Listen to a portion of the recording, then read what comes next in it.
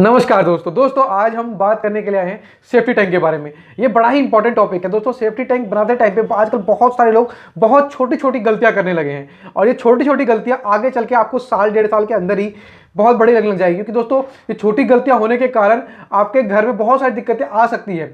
आपको अपना फर्श तोड़ना पड़ सकता है, आपको अपने कॉलम में का दोबारा से अपने घर का दोबारा से कई जगह दीवारें तोड़नी पड़ सकती हैं।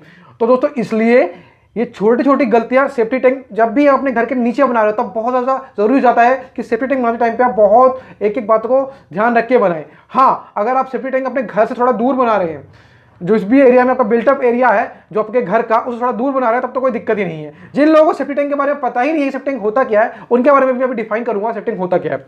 सेफ्टी टैंक दोस्तों एक्चुअली में वो जगह होती है जहां पे आपका वेस्टेज, जितना भी आपका घर का वेस्टेज होता है, आपका मल मूत्र, वो जाता है उसमें।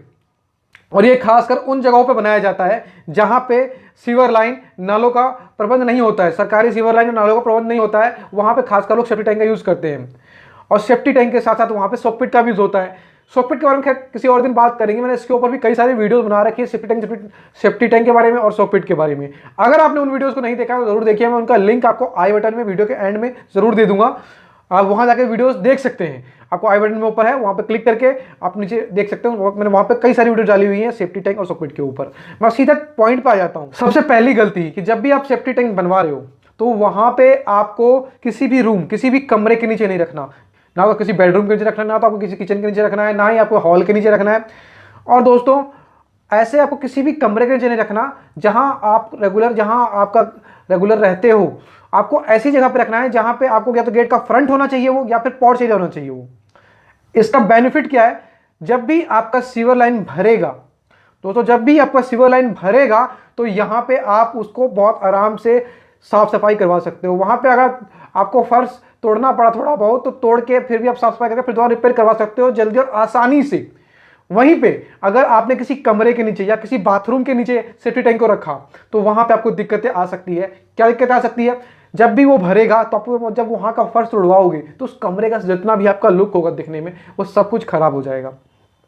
तो इसलिए जब भी आप कमरे में आप अपना सेफ्टी टैंक बनवाते हैं तो ये बहुत बड़ी गलती है, आप हमेशा उसको फ्रंट में रखें। कमरे में जब भी हम सेफ्टी टैंक बनवाते हैं तो दोस्तों एक्चुअल में होता क्या है, कमरे में जब भी जितना भी अपना बेडरूम है, हॉल है, किचन है या बाथरूम है, यहाँ पे आपने सेफ्टी टैंक बनवाया, इसका घाटा क्या है, क्योंकि दोस्तों इन जगहों पे आप बहुत अच्छी तरह से फिनिशिंग करवाते हो, टाइल लगवाते हो, पत्थर लगवाते हो, और फिर वहां पे अगर सेफ्टी टैंक आपने डाला और वहां वो सेफ्टी टैंक भर गया तो ऐसे में जो भी आपका फर्श हुआ, जो भी टाइल हुआ, जो भी पत्थर हुआ, आपको तोड़ के दोबारा से काम करना पड़ेगा। 4 गुना 5 गुना खर्चा बढ़ जाएगा। ये कितना ज्यादा खराब होता है। तो इसलिए दोस्तों जितना हो सके इसको फ्रंट में रखने की कोशिश कीजिए, या फिर ऐसी जगह पर रखने की कोशिश कीजिए जहां से बहुत आराम से इसको साफ सफाई किया जा सके। जब भी आप इसको साफ सफाई करवाना चाहते हो तो बहुत आराम से साफ सफाई इसको करवा सके। जब भी सेफ्टी टैंक बनवाते हो तो कोशिश कीजिए कि उसमें एक ढक्कन जरूर छोड़ें। बहुत जगह मैंने देखा है कि लोग ढक्कन नहीं छोड़ते, पूरा इसके स्लैब को पूरा कवर कर देते हैं। ऐसी गलती बिल्कुल भी मत कीजिए। क्या फायदा, बाद में जब आपको तोड़ करके ऊपर से फिर वो साफ सफाई के लिए करना पड़ेगा, फिर आपको स्लैब में ढक्कन डालना पड़ेगा, वो तो बहुत गंदा लगता है दोस्तों। और बाद में जब फर्श भी टूटता है बहुत खराब दुख होता है। तो इसलिए हमेशा उसमें ढक्कन जरूर दीजिए। अब यहाँ दूसरे पॉइंट पर आ जाते हैं। जब भी सेफ्टी टैंक बनवाते हैं दोस्तों तो कोशिश कीजिए कि आपकी जो भी फाउंडेशन की वॉल है, जो भी फाउंडेशन का दीवार है, वो कॉलम है, वो आपके सेफ्टी टैंक से टच ना हो। क्यों ना हो, क्योंकि दोस्तों सेफ्टी टैंक में हमेशा पानी का अंश रहता है। बहुत बार लोग क्या करते हैं, सेफ्टी टैंक की जब खुदाई करवा रहे हैं बनाते टाइम पे, तो वहां पे खुदाई करते टाइम पे जो आपका फाउंडेशन है उसका फुटिंग आ जाएगी। जो भी आपका फाउंडेशन है, जो भी आपका कॉलम है, कॉलम की फुटिंग आ जाएगी। तो ऐसे में उस कॉलम की फुटिंग को ही कॉलम की फुटिंग बेस में आ जाएगी, या फिर कॉलम की फुटिंग मिड में आ जाती है। तो वहीं से कोई लोग क्या करते हैं, उसी के ऊपर से अपना सेफ्टी टैंक बना देते हैं, जो कि बिल्कुल ही गलत है। ऐसा बिल्कुल भी ना करें दोस्तों। जब भी आपका फाउंडेशन आता है तो आप कोशिश कीजिए, आप जब भी सेफ्टी टैंक बनवा रहे हैं तो पहले डिसाइड कीजिए कि कहां बनवाना है। जहां बनवाना है तो वहां के कॉलम, आप जो भी आप डेप्थ रखोगे अपने सेफ्टी टैंक का, उससे 3 फुट ज्यादा डाउन अपने वहां के कॉलमों को रखिए।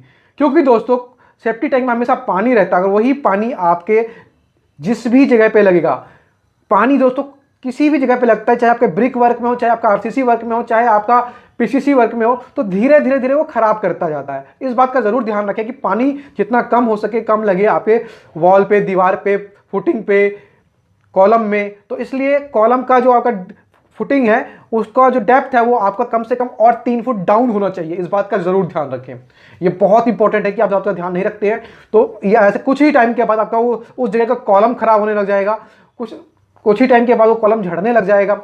और यही बात आपकी दीवारों के साथ भी होती है। बहुत बार क्या होते हैं कि सेफ्टी टैंक की जो दीवारें बनाई जाती हैं उसी दीवार के ऊपर किसी कमरे की दीवार भी शुरू कर दी जाती है। ये बहुत ज़्यादा गलत है दोस्तों। सेफ्टी टैंक की दीवार जो है आपकी जो भी फुटिंग की या फाउंडेशन की जो भी दीवारें हैं उससे एटलीस्ट 2-2 फुट का डिस्टेंस होना चाहिए। ज़्यादा भी चलेगा लेकिन कम से कम 2 फुट का डिस्टेंस होना चाहिए। इस बात का जरूर ध्यान रखें। ऐसा क्यों है? क्योंकि दोस्तों आपके सेफ्टी टैंक में होता है पानी और जब भी ईंटें क्या करती हैं, उन पानी को सोखती हैं। और ऐसे में अगर उसी दीवारों के ऊपर आपके किसी कमरे का दीवार हुआ तो क्या होगा, कुछ ही टाइम के बाद आपको उन्हीं दीवारों के ऊपर सीपेज दिखाई देने लग जाएंगी। मतलब बहुत दीवार के ऊपर आपने पेंट अच्छा करा रखा है, चाहे आपने टाइल लगवा रखा है, तो वो झड़ के गिरने लग जाएंगी।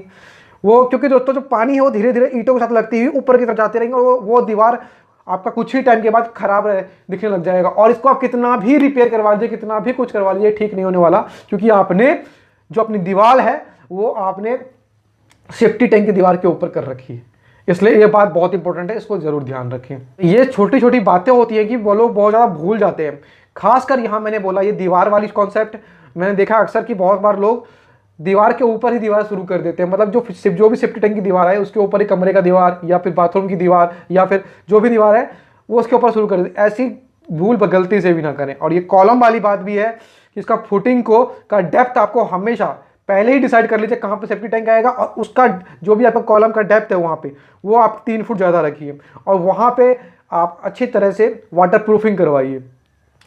जब भी आप सेफ्टी टैंक बनवा रहे हैं, सेफ्टी टैंक की वाटर प्रूफिंग आपकी इतनी अच्छी होनी चाहिए कि अंदर का पानी ना तो बाहर जा पाए ना बाहर का पानी अंदर आ पाए। ऐसा किस लिए? बरसात का टाइम आता है, जब बरसात का टाइम आता है तो ग्राउंड लेवल का जो वाटर है उसको ऊपर उठता है। जब जैसे ही वो ऊपर उठेगा, अगर आपका सेफ्टी टैंक ढंग से वाटर प्रूफिंग नहीं हो रखी है तो जो ग्राउंड लेवल वाटर जो है वो सेफ्टी टैंक के अंदर चला जाएगा और जल्दी भरेगा और ऐसे में सेफ्टी टैंक जल्दी खराब भी हो सकता है। और सेफ्टी टैंक अगर ढंग से वाटर प्रूफिंग नहीं हुआ तो ये धीरे धीरे करके आपके घर को भी धंसा सकता है, आपके फर्श आपको धंसा सकता है।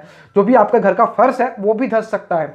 तो इसलिए जो उसका पानी का सीपेज वो है वो बाहर भी नहीं होना चाहिए। ये छोटी छोटी बातें हैं दोस्तों, लोग भूल जाते हैं, ध्यान नहीं देते हैं इन सब बातों पे। ये बहुत इंपॉर्टेंट, बहुत बड़ी मिस्टेक्स हैं जो लोग सेफ्टी टैंक घर बनाने टाइम पे करते हैं।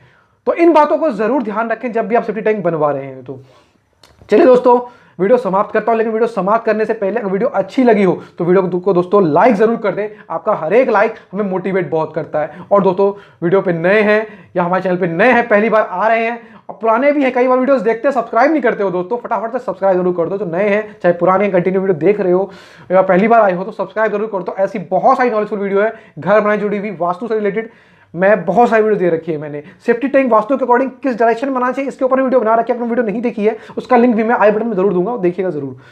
फटाफट दोस्तों सब्सक्राइब कीजिए। सब्सक्राइब करने का 1 रुपये भी कॉस्ट नहीं लगता है, 1 रुपये पैसे नहीं लगते हैं। इसलिए दोस्तों सब्सक्राइब करने चला का बटन दबाकर सब्सक्राइब कर दो। सब्सक्राइब करने में बड़ा मजा आता है दोस्तों। सब्सक्राइब कीजिए, नोटिफिकेशन बेल बजाइए और ऐसी वीडियोस देखते रहिए। जैसे ही मैं वीडियो अपलोड करूंगा उनका नोटिफिकेशन आप तक पहुंच जाएगा। चलिए दोस्तों जल्दी मिलते हैं ऐसी और भी ज्यादा नॉलेजफुल वीडियो में। जय हिंद, जय भारत।